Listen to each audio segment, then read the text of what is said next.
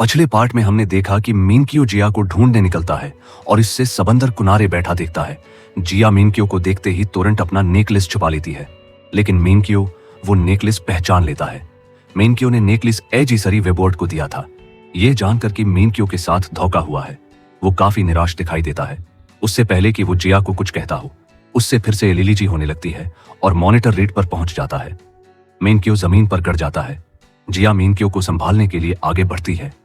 इतने में अचानक डॉक्टर ग्वांग और उसका असिस्टेंट आते हैं और मिनक्यू को फौरी तौर पर एंटीबायोटिक का इंजेक्शन लगाते हैं और फिर मिनक्यू को घर वापस ले जाया जाता है, जहां उसे ऑब्जर्वेशन में रखा जाता है।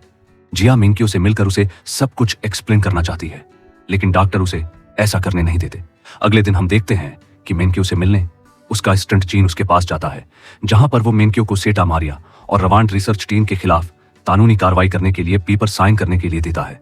साथ ही जिया के खिलाफ भी कानूनी कार्रवाई करना चाहता है, क्योंकि जिया ने उन्हें धोखा दिया। साथ ही जीन मिनक्यू को इस बात से भी वारंट करता है कि उस कंपनी में अपनी पोजीशन वो खो देगा और हो सकता है कि उसके एलर्जी की न्यूज पब्लिक हो जाएगी। लेकिन मिनक्यू अपना इरादा नहीं बदलता और यहीं पारे एक हैरान कुन बात पता चलती है कि जिया जीन की बहन है और जीन भी अपना रेजिग्नेशन लेटर मिनक्यू के हवाले कर देता है। अगली सीन में हम देखते हैं जीन सेंटर मारिर जाता है और सभी लोगों को यह जगह खाली करने को कहता है। दूसरी ओर जिया मिनक्यू के घर मिनक्यू के लिए प्रॉपर हाइजीनिक और साफ सुथरा खाना तैयार कर रही होती है। ये खाना तैयार करते समझ जीन सेफ्टी गेयर सूट भी पहना होता है। जिया रोजाना मिनक्यू के घर का विजिट करती है, लेकिन मिनक्यू रोजाना जिया की तरफ से बनाया हुआ खाना और जिया को बिल्कुल भी रिस्पॉन्ड नहीं करता। लेकिन जिया ये सब देखकर हार नहीं मानती और बताती है इसका ख्याल रखने के लिए वो रोजाना यहाँ आया करेगी। मिनक्यू अपने बेड पर लेटा होता है। उसे फिर से जिया की यादें सताने लगती हैं, जिसकी वजह से उस सो नहीं पाता। मिनक्यू घर से बाहर निकलकर अपने बटलर के पास आ जाता है, जहां पर वो आग जला बैठा है। मिनक्यू उसके पास आकर खड़ा हो जाता है और बटलर से बात करने लगता है। मिनक्यू बटलर से पूछता है कि क्या तुमने भी मुझसे कोई झूठ बोल रखा है, जिस पर बटलर जवाब देता है कि दुनिया में कोई भी ऐसा इंसान नहीं जो झूठ नहीं बोलता। अगले दिन हम देखते हैं कि जिया मिनक्यू के घर की तरफ बाइक पर ड्राइव करते हुए जा रही है। तभी अचानक रास्ते में एक बच्चा आ जाता है, जिससे बाइक गिर जाती है और जिया का हाथ जख्मी हो जाता है। उधर घर में मिनक्यू जिया के लेट हो जाने से बेचैन हो जाता है और सोचने लगता है कि जिया अभी तक क्यों नहीं आई। लेकिन दिन को आने के बजाय जिया शाम के वक्त घर आ जाती है और रूटीन की तरह मिनक्यू का खाना रेडी करती है और जाने लगती है। मिनक्यू उसे रोकता है और उसे सवाल करने लगता है कि तुमने ये सब मुझसे फायदा उठाने के लिए क्या। जवाब देती है कि मैं तुम्हें बहुत कुछ बताना चाहती हूँ। लेकिन मिनक्यू उसकी किसी भी बात को सुनने के मौज में नहीं होता और जिया को कहता है कि तुम मुझे दुख पहुंचाकर और मुझे धोखा देकर काफी खुश नजर आ रही हो। गुस्से में आकर मिनक्यू ग्लास फेंक देता है, जिससे कांच टूट जाता है और जिया का हाथ जख्मी हो जाता है। जख्मी होने के बाद जिया मिनक्यू से माफी मांगते हुए खामोशी से घर से बाहर निकल जाती है। अगले दिन मिनक्यू देखता है कि जिया घर में उसके लिए कुछ काम का बक्स छोड़ गई है। इतने में जिया की दोस्त आ जाती है और मिनक्यू को बताती है एक दिन तुम सभी यादों के साथ अकेले रह जाओगे, और ये भी बताती है कि सेंटा मारिया की टीम इसके रेस्टोरेंट में ही ठहरी हुई है और जिया जल्द ही ऑस्ट्रेलिया चली जाएगी। मिनक्यू ये सुनकर नामिल रहने का नाटक करता है, लेकिन मन ही मन में काफी उदास होता है। फिर हम देखते हैं कि मिनक्यू जिया की फ्रेंड के रेस्टोरेंट की तरफ ड्राइव करता है और तभी उसे दूर से सेंटा मारिया टीम के लोग सामने से आते हुए दिखाई देते हैं। तभी मिनक्यू जिया की दोस्त के बोले हुए लफ्जों को याद करता है कि एक दिन तुम सिर्फ अपने तूफों और इन यादों के साथ ही अकेले रह जाओगे। मिनक्यू सेंटा मारिया के मेंबर्स को देख रहा होता है, जिनमें से एक मेंबर मिनक्यू को पहचान लेता है और उसकी तरफ भागता है। लेकिन मिनक्यू तेजी से ड्राइव करता हुआ वहां से निकल जाता है। घर आकर वापस मिनक्यू टीवी ऑन करता है। न्यूज पर दिखाया जाता है कि लगभग 17 सितारे आज के दिन गिरने वाले हैं। मिनक्यू इस खबर को नजरअंदाज करते हुए अपनी अम्ब्रेला वापस रखने जाता है। अम्ब्रेला रखते हुए उसे दूसरी अम्ब्रेला नजर आती है, जो कि एजी तरी रेबोर्ड की थी। सर्च करने पे उससे मालूम होता है कि ये अम्ब्रेला भी जिया की थी। फिर मिनक्यू को जिया के साथ देताए हुए वो लम्हे याद आने लगते हैं, जब दोनों ने छतरी के नीचे प्यार भरा किस किया था। अगली सेंट में हम देखते हैं कि एजी तरी रेबोर्ड एक्टिवेट हो जाती है, क्योंकि मिनक्यू ने उससे वादा किया था कि वो पहाड़ी पर ले जाकर मेटी आवाज करने का खूबसूरत नजारा दिखाएगा। मिनक्यू पहाड़ी की तरफ ड्राइव करता है और जिया का इंतजार करने लगता है। तब ही जिया वहां पर आ जाती है। मिनक्यू जिया को शुरू से सब कुछ साफ साफ बताने को कहता है। जिया बताती है कि जिसको वो रोबोट समझता रहा वो और कोई नहीं बल्कि मैं थी। वो मिनक्यू को बताती है कि वो रोबोट के साथ नहीं बल्कि इंसान के साथ कई महीने गुजारता रहा।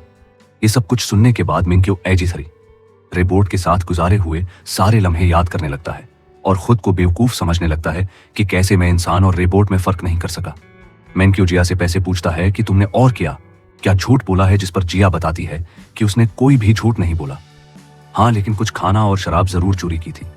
मिंक्यो पूछता है कि पहली दफा मिलने पर तुमने मुझे कैसा इंसान पाया, जिस पर जिया बताती है कि मुझे लगा तुम बहुत बड़े इंसान हो क्योंकि तुमने मेरे आधे पैसे मुझे वापस नहीं दिए थे। और ये भी बताती है कि उसने मिंक्यो को एक पागल इंसान समझा जो अपने रोबोट के वैक्यूम क्लीनर की बर्थडे मनाता है और अजीब अजीब सी हरकतें करता है। लेकिन कुछ सामने बाद मुझे तुम पर रहम आने लगा और मैं तुम्हारी खुशी में खुश रहने लगी थी। जिया ये भी बताती है कि वो उसे खुश रखने के लिए हर मुमकिन कोशिश करना चाहती थी। तब ही मिंक्यो जिया को अपने पास रहकर बैठने को कहता है और अपने दिल में जो कुछ भी है सब कुछ खुलकर बोलने को कहता है। तब ही जिया मिंक्यो को बताती है कि वो उसके घर आते सामने बहुत ही बेताब रहती थी और उससे मिलने के लिए जिया का दिल बहुत बेचैन होता था। जिया मिंक्यो को याद दिलाती है कि उसने उसे ये भी बोला था कि तुम मेरा बहुत कीमती खजाना हो और मैं चाहता हूं कि तुम मेरे साथ हमेशा रहो। ये बातें सुनकर मिंक्यो के दिल पर बहुत ही अच्छा असर हुआ था और वो मन ही मन में मिंक्यो को पसंद करने लगी थी। जिया और भी बहुत सी साथ बताई हुई यादों के बारे में मिंक्यो को बताती है और ये भी बताती है कि मिंक्यो ने जिया से ये बोला था कि मैं चाहता हूं तुम मुझे तब भी याद रखो जब मैं बदल जाऊं। इन बातों से अंदाजा लगाया जा सकता था कि मिंक्यो जिया को कितना चाहता है।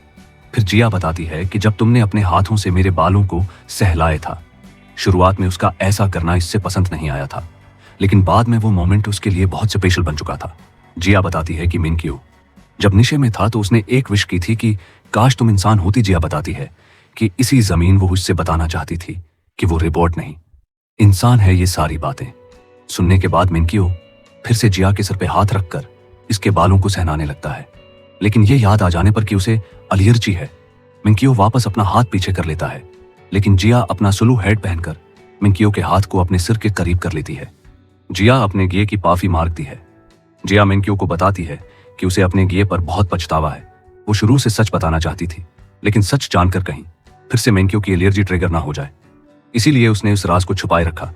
ये सुनकर मिंक्यो जिया को किस करने लगता है, लेकिन किस करते करते फिर से रख जाता है, इस डर से कि कहीं इससे फिर से एलर्जी ना हो जाए। मिंक्यो जिया का शुक्रिया अदा करता है कि उसने इतनी खूबसूरत यादें दें। अब वो यादों के सहारे जिंदगी गुजारेगा और वापस अपनी जिंदगी में चला जाएगा और इंसानों से दूर रहेगा ताकि कोई भी उसको टच ना कर सके। मिंक्यो जिया को बताता है कि अब हमारा सफर यहीं पर खत्म होता है। मिंक्यो आखिरी बार जिया को अलविदा कहने लगता है। वहीं पर जिया मिंक्यो को रख लेती है और उसे बताती है कि तुम ही वो एक शख्स हो जिसका मुझे हमेशा से इंतजार था। जिया अपने प्यार का इजहार करती है और इस बात को कबूल कर लेती है कि वो मिंक्यो से बहुत ज्यादा प्यार करती है और उसके बगैर मैं ही रह सकती। ये सुनने के बाद मिंक्यो जिया की ओर बढ़ता है और उसे किस करता है और तभी दोस्तों यहाँ पर एक बहुत ही स्पेशल मोमेंट क्रिएट होता है। सारे सितारे गिरने लगते हैं और हर तरफ सितारे गिरने का एक खूबसूरत मंजर दिखाई देता है।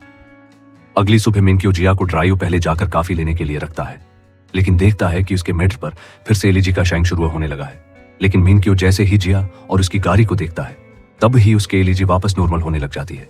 उसके बाद मिंक्यो जिया को उसके घर ड्रॉप करता है और जल्द बलने की उम्मीद करता है। फिर हम मिंक्यो को उसके डॉक्टर से बात करता हुआ देखते हैं। डॉक्टर मिंक्यो को बताता है कि तुम्हारी बीमारी का कोई भी मुकम्मल इलाज नहीं है, ये बीमारी किसी भी वक्त आ सकती है और वापस जा सकती है। अगले सीने में हम देखते हैं कि एक अमीर आदमी मार्टिन एजी-3 रोबोट को सेंटा मारिया टीम से ले जाने के लिए आता है। सेंटा मारिया की टीम एजी-3 रोबोट के जाने पर बहुत उदास दिखाई देती है। मार्टिन सभी को बताता है कि तुम सब लोगों ने रोबोट को लेकर मुझे धोखा दिया। मार्टिन रोबोट को एक खतरनाक वेपन के तौर पर यूज करना चाहता है। तब ही वहां पर बंकियो आ जाता है और रोबोट के बारे में पूछने लगता है, लेकिन सेंटा मारिया की टीम उसे बताती है कि मार्टिन इस रोबोट को यहां से ले जा चुका है। फिर हम देखते हैं कि मार्टिन एक बड़े से ताबूत में बंद एजी-3 रोबोट को ले जाने के लिए तैयार खड़ा है। लेकिन मार्टिन जैसे ही ताबूत को खोलता है तो देखकर चौंक जाता है कि रोबोट इस ताबूत में नहीं है। फिर हम रोबोट को शहर में मॉडला तक हुआ देखते हैं, जिसके पास ना ही कोई याद है, ना ही कोई मेमोरी है और ना ही कोई डायरेक्शन है। तो दोस्तों आशा करते हैं कि आपको सीजन का ये पार्ट काफी पसंद आया होगा। नेक्स्ट पार्ट देखना चाहते हैं तो कमेंट में जरूर बताएगा। तब तक के लिए अलविदा।